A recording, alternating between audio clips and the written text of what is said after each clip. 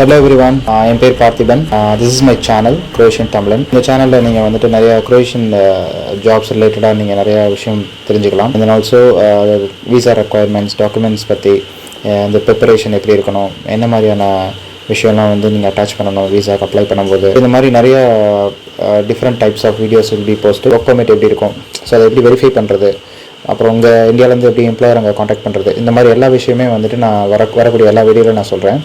So இன்றைக்கி நம்ம பார்க்க போகிற வீடியோ பார்த்தீங்கன்னா விஎஃப்எஸ்லேருந்து நமக்கு வீசா வந்து, அதாவது ஒர்க் பர்மிட்டுக்காக நான் அப்ளை பண்ண வீசா, ஸோ அது வந்திருக்கு. நான் அதை அன்பாக்ஸ் பண்ணுற வீடியோ தான் காமிக்க போகிறேன். ஸோ September 10 வந்து நான் வந்து வீசாக்கு அப்ளை பண்ணியிருந்தேன் விஎஃப்எஸில்.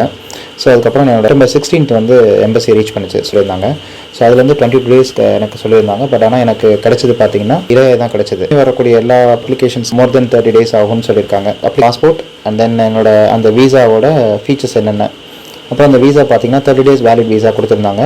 ஸோ யூஸ்வலாக குரோஷியா பொறுத்த வரைக்கும் ஒர்க் பர்மிட்டுக்கு வந்து மோஸ்ட்லி 30 days தான் கொடுப்பாங்க. ஸோ அதுக்கப்புறம் நம்ம அங்கே போய் பயோமெட்ரிக்லாம் கொடுத்துட்டு, ஸோ அதுக்கப்புறம் நம்ம டிஆர்சி அப்ளை பண்ணதுக்கப்புறம் தான் நமக்கு வந்து அந்த 1 year பெர்மிட் கிடைக்கும்.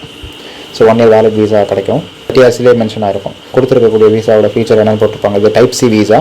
ஸோ அங்கே போய் நம்ம டைப் டியை மாற்றிக்கணும். இந்த வீசா வந்து 30 days வேலிட்டி. எனக்கு December 12 வரைக்கும் இருக்குது. ஒரு எக்ஸ்ட்ரா ஃபோட்டோஸ் ஒன்று இருந்தது, அவ்வளோதான். ஸோ இதே மாதிரியான நிறைய வீடியோஸ் இனிமேல் நம்மளோட சேனலில் பார்க்கலாம். நீங்கள் எம்ப்ளாயரை நீங்கள் எப்படி காண்டாக்ட் பண்ணுறது, ஸோ அதுக்கப்புறம் எப்படி இங்கேருந்து வேலை தேடுறது, இங்கேருந்து எப்படி ஃபஸ்ட்டு ஸ்டார்ட் பண்ணுறது, எங்கேருந்து ஸ்டார்ட் பண்ணுறது பார்க்கலாம். And keep supporting us and thank you all. See you in the next video.